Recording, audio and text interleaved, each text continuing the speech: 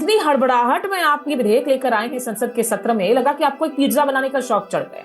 वो कारण क्या है वो किसी को समझ में नहीं आ रहा है कि अचानक से ये क्यों लेकर आ गए आप, क्या जरूरत थी? सुप्रीम कोर्ट की जो ट्रांस कमेटी है उनका भी ये कहना था कि ये जो बिल है 2014 के नालसा जजमेंट के विरुद्ध है, तो इस बिल को वापस लिया जाए। तो इन सारे रिकमेंडेशंस को नजरअंदाज करते हुए जो है ये बिल दोनों हाउसेज में पास किया गया है। कमेटी का ये मानना है कि नालसा जजमेंट के खिलाफ है, तो क्या इसको सुप्रीम कोर्ट में चुनौती दी जा सकती है? बिल्कुल दी जा सकती है चुनौती, लेकिन अगर हम सुप्रीम कोर्ट का खुद का भी इतिहास देखें और एक रीसेंट इतिहास देखें तो सुप्रीम कोर्ट अपने खुद के जजमेंट्स को अपहोल्ड करने में दिलचस्पी नहीं रखता है।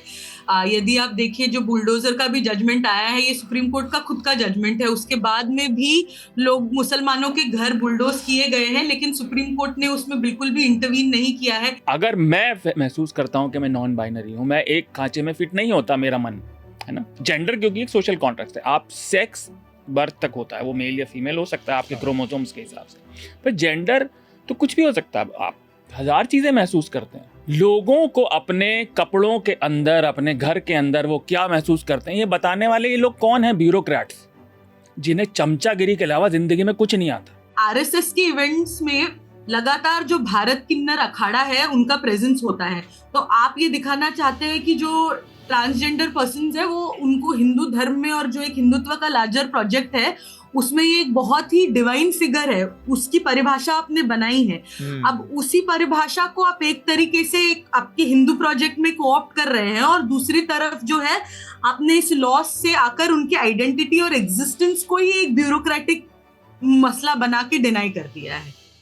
नमस्कार, मैं हूं अतुल चौरसिया। आपका खर्चा आपकी चर्चा, हफ्ता दर हफ्ता हम एक बार फिर से लेकर आए हैं न्यूज़ लॉन्ड्री का हिंदी पॉडकास्ट एनएल चर्चा में इस हफ्ते हमारे साथ जो मेहमान हैं उनसे मैं आपका परिचय करवाऊंगा। तो ऑनलाइन हमारे साथ आज दो मेहमान जुड़ रहे हैं। मेरे साथ जुड़ रही हैं निकिता सोनावने। निकिता एडवोकेट हैं, को फाउंडर हैं the criminal justice and police accountability project की। इसके अलावा एडिटोरियल बोर्ड आर्टिकल 14 की मेंबर भी हैं। बहुत बहुत स्वागत निकिता आपका।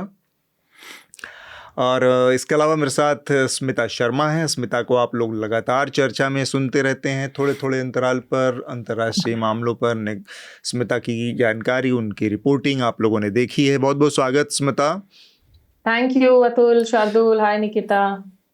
Smita, thank you Atul and Shardul, nice to be here. और साथ में शार्दुल हमारे साथ हैं। तो हमारी जो आज की बातचीत का मुख्य विषय रहने वाला है, उसमें जो पार्लियामेंट में पास हुआ ट्रांसजेंडर बिल है वो हमारी बातचीत का अहम हिस्सा रहने वाला है। और हमारे साथ चूँकि निकिता भी हैं और स्मिता भी हैं, तो इन सब लोगों की राय देखकर हम जानने की, समझने की कोशिश करेंगे आज कि ये जो बिल पास हुआ है इसमें क्या अच्छाइयाँ हैं, क्या बुराइयाँ हैं, क्या गड़बड़ियाँ, क्या खामियाँ हैं, ये चीज़ों को। इसके अलावा युद्ध के मोर्चे पर बहुत कुछ चल रहा है, अभी भी एक अनिश्चितता बनी हुई है। ये युद्ध किस ओर जाएगा, शांति की ओर जा रहा है या नहीं जा रहा है, इस बारे में अभी भी हम कुछ बहुत पुख्ता तरीके से, बहुत भरोसे से नहीं कह सकते। और ये 4 हफ्ते से ज़्यादा का मामला हो चुका है। दूसरा जो हमारा बहुत महत्वपूर्ण विषय आज की बातचीत का रहने वाला है वो है सुप्रीम कोर्ट का एक फ़ैसला, जिसमें उसने कहा है कि जो शेड्यूल कास्ट स्टेटस है इसका फ़ायदा सिर्फ़ और सिर्फ हिंदू, बुद्धिज़्म और सिख, इन्हीं धर्मों के लोगों को मिलेगा। इसके अलावा किसी धर्म में कन्वर्ट किए हुए लोगों को इसका फ़ायदा नहीं मिलेगा। तो ये इसके क्या नतीजे, परिणाम और हो सकते हैं, उस पर भी हम बातचीत करेंगे। वॉर लगातार जारी है और हम ट्रांसजेंडर वाले मसले पर जाएं उससे पहले मैं स्मिता से जानना चाह रहा हूँ। स्मिता, जो युद्ध के हालात चल रहे हैं इसमें क्या कोई किसी तरह की प्रगति, कोई डेवलपमेंट, कुछ ऐसा है जिस पर आप थोड़ा सा हमें अपडेट करना चाहें या हमारे श्रोताओं को? डोनाल्ड ट्रंप पर बहुत गंभीर आरोप लग रहे हैं और ये मागावर्स में भी जो है इस बात की समझ हो रही है, जो उनकी डोमेस्टिक कॉन्स्टिट्यूएंट्स है, विपक्षी इस बात को उठा ही रहे हैं कि वो लगातार मार्केट्स को मैनिपुलेट कर रहे हैं। राइट। वो तेल की कीमतों को मैनिपुलेट कर रहे हैं और इससे एक बहुत भयंकर फायदा कहीं ना कहीं हो रहा है पर्सनल कॉफर्स में, उनके और उनके जानने वाले और उनके कोटरीज को। तो युद्ध की जो पॉलिटिकल इकोनॉमी है that is thriving right now. Netanyahu किसी हालत में डोनाल्ड ट्रंप को इस युद्ध को इस वक्त खत्म करने नहीं देंगे। I am saying that with full responsibility. ये नेतन्याहू के इंटरेस्ट में नहीं है कि ये युद्ध खत्म हो जाए। अगर डोनाल्ड ट्रंप सही मायनों में कहते हुए कि युद्ध खत्म कर रहा हूं, तो कोई ना कोई प्रोवोकेशन इजराइल की तरफ से जरूर देखने को मिलेगा। रही बात ईरान की, तो आई थिंक इन लोगों ने बहुत साफ कर दिया है कि उनकी जो शर्तें हैं कि आप हम पर फ्यूचर में, भविष्य में वापस से आप इसी तरह के हमले नहीं करेंगे, हमें उस बाबत सुरक्षा गारंटीज चाहिए, अंतर्राष्ट्रीय गारंटीज चाहिए। आप हमारे अंदरूनी मसलों में हस्तक्षेप नहीं करेंगे।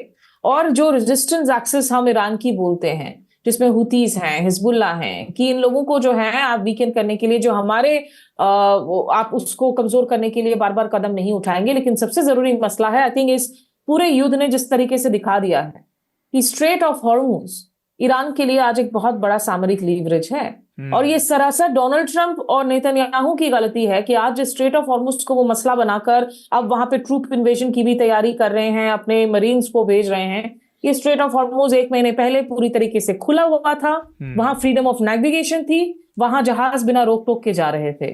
तो अगर स्ट्रेट ऑफ हॉर्मुज में आज ये नाकेबंदी बनी है, तो उसके पीछे कौन है, ये हमें समझना होगा। ट्रांसजेंडर व्यक्तियों को लेकर जो उनके अधिकारों के संरक्षण और संशोधन का जो विधेयक आया है 2026 के नाम से, पार्लियामेंट में पास हुआ है, अभी बिल के रूप में राष्ट्रपति के पास लंबित है, एक्ट बनना इसका बाकी है।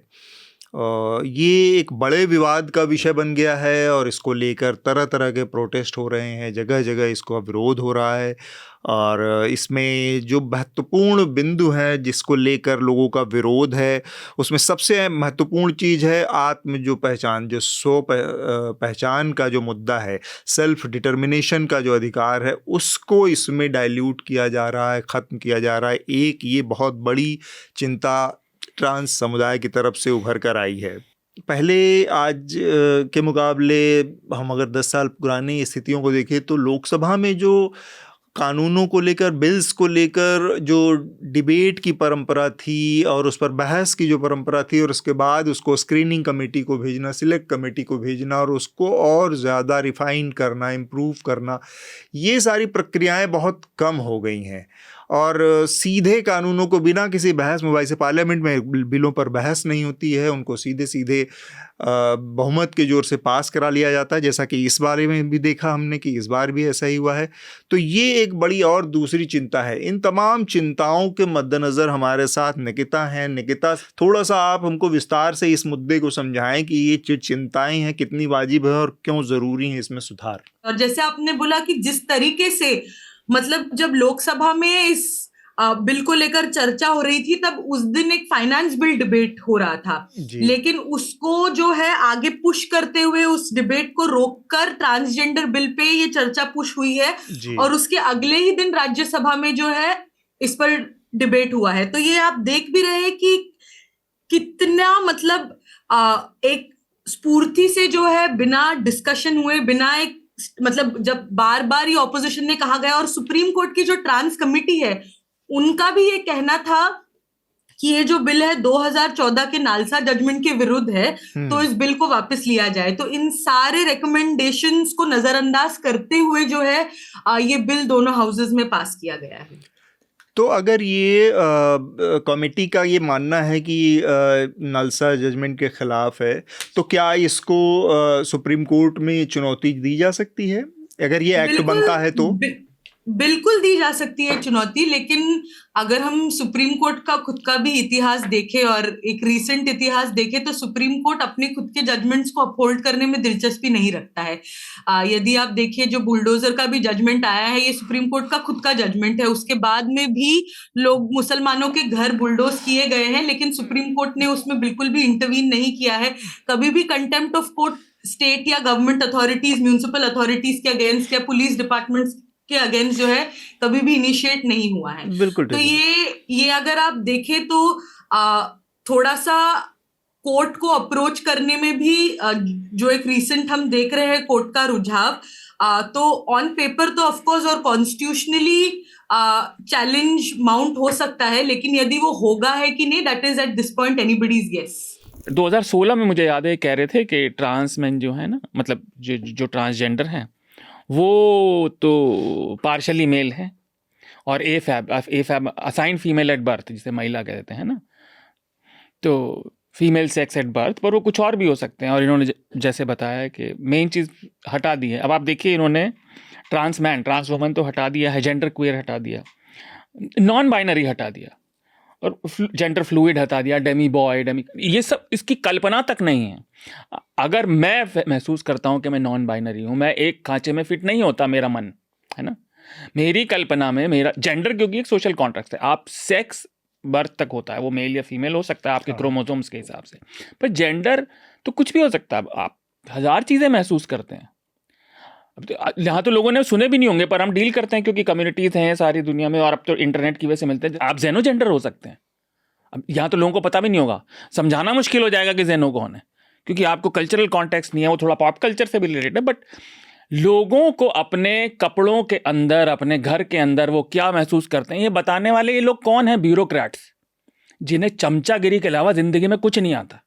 इन्होंने नीचे वालों को दबाया है और ऊपर वालों की तलवे चाटे। इन्होंने जिंदगी में और कुछ नहीं किया। अब पर ये एक्सपर्ट भी लोग नहीं है एक्सपर्ट। ये कौन होते हैं? आप काहे का एक्सपर्ट? मुझे एक बात बताइए, अगर कोई व्यक्ति फील करता है कि मैं पुरुष नहीं हूं, भले ही वो उसके पुरुष जननांग हैं, तो एक्सपर्ट क्या बताएगा उसमें? ये व्यक्तिगत बात है। जो एज ऑफ सेंसस के हिसाब से जो कहा जाता है कि इस वक्त देश में करीब 5 लाख है संख्या ट्रांसजेंडर्स की। और अगर आप ट्रांसजेंडर समुदाय से बात करेंगे और उनके कार्यकर्ताओं से बात करेंगे, तो वो कहेंगे दरअसल ये कहीं गुना ज्यादा है इनकी तादाद, 60 से 70 लाख है। लेकिन सरकार इस तरह की बहुत एस्टिमेट, जो कंजर्वेटिव एस्टिमेट्स है, वो दे रही है। और एक पल को आप देख लीजिए कि 2019 में जो कानून वगैरह लाए गए, उसके बाद से लेकर आज 2026 की बात कर रहे हैं, जो ट्रांसजेंडर आइडेंटिटी कार्ड्स इशू किए गए थे, जो बात की गई थी कि ट्रांसजेंडर कार्ड्स आप लीजिए तो आपको सहूलियतें मिलेंगी सरकारी कामकाजों में। अगर सरकार के आंकड़ों को ही मान ले कि 5 लाख ही हैं ट्रांसजेंडर्स, उनमें से भी अभी तक इन 6 सालों में सिर्फ 35,000 लोगों को कार्ड्स आइडेंटिटी इशू किए गए हैं, जब ये संशोधन नहीं आए थे। और जबकि जो ओरिजिनल कानून की फॉर्म थी उसको काफी उदारवाद माना जा रहा था। तब आप सोचिए कि कितना स्लो प्रोग्रेस है कि सिर्फ 35,000 लोगों के पास में ट्रांसजेंडर कार्ड है। और इस कार्ड के बगैर मुझे लगता है कि लोगों को समझना होगा, you have to put yourself in somebody else's shoes to understand and empathise, कि उस इंसान को, उस शख्स को किन किन दिक्कतों का सामना करना पड़ता है। एक दो छोटी छोटी बातें मैं जल्दी जल्दी आप लोगों को साझा कर दूं। हमारा नया एनएल सेना प्रोजेक्ट, जो कि 5 राज्यों का विधानसभा चुनाव आपको पता है घोषित हो चुका है, पश्चिम बंगाल, असम, पुदुचेरी, तमिलनाडु और केरल, इससे जुड़ा हमारा नया एनएल सेना प्रोजेक्ट है। इसमें हमारी पूरी टीम, न्यूज़ लॉन्ड्री और द न्यूज़ मिनट की टीम द ग्राउंड पर होगी, ग्राउंड ज़ीरो पर होगी। वहाँ से चुनाव की खबरें, चुनाव जनता की खबरें आप तक पहुँचाएगी। और आपको पता है कि न्यूज़ लॉन्ड्री किसी तरह का कोई विज्ञापन नहीं लेता। इस कवरेज को पूरा करने के लिए हमें आपकी मदद की ज़रूरत है। तो हमारा जो ये एनएल सेना प्रोजेक्ट है, इससे जुड़ा ये QR कोड है, इसको स्कैन करें और इसको पूरा कराने में हमारी मदद करें जल्द से जल्द। Thank you. और पत्र आप हमें ज़रूर लिखें, आपके लेटर्स चर्चा में हमें आते रहने चाहिए, इससे हमें काफ़ी मदद मिलती है इस कार्यक्रम को बेहतर बनाने में, इसको सुधारने में। पत्र लिखने का तरीका बहुत आसान है। आप हमें सीधे अपने पत्र मेल के जरिए भेज सकते हैं podcast@newslaundry.com पर, या फिर www.newslaundry.com/podcast-letters। इन 2 तरीकों से आप अपने पत्र चर्चा से जुड़े हमें भेज सकते हैं।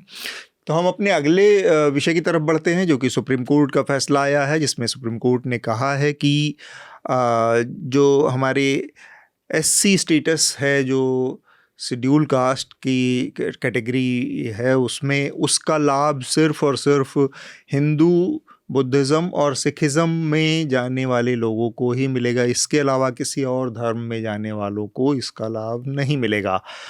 ये एक बड़ा महत्वपूर्ण विषय रहा है हमेशा से।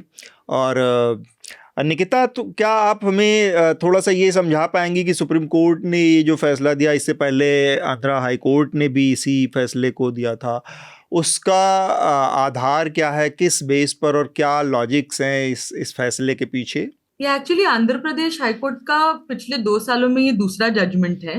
पिछले साल भी एक सिमिलर केस उनके पास गया था कि एक पास्टर थे जिनके ऊपर अट्रॉसिटी हुई थी, तो उसमें जो आरोपी थे उन्होंने क्वॉशिंग के लिए पिटिशन फाइल की थी। जो सिमिलर केस अभी सुप्रीम कोर्ट में गया है कि एक आंध्रा में पास्टर थे जिनके साथ अट्रॉसिटी हुई थी और उस पर एफआईआर दर्ज हुई थी। तो जो आरोपी है उन्होंने एफआईआर क्वॉश करने के लिए सुप्रीम कोर्ट में पिटिशन दायर किया। पहले आंध्र प्रदेश हाई कोर्ट में किया, जिन्होंने ये पिटिशन क्वॉश किया, एफआईआर क्वॉश किया, ये कहते हुए कि 1950 का प्रेसिडेंशियल ऑर्डर है जिसमें ये बहुत क्लियरली ये कहा गया है कि जो शेड्यूल्ड कास्ट है वो सिर्फ हिंदू धर्म, सिखिज्म और बुद्धिज्म, इन 3 ही धर्मों में लागू होता है। तो यदि आप इन 3 धर्मों के अलावा किसी और धर्म में आपका धर्मांतर होता है तो आप जो है एससी की कैटेगरी से बाहर निकल जाएंगे।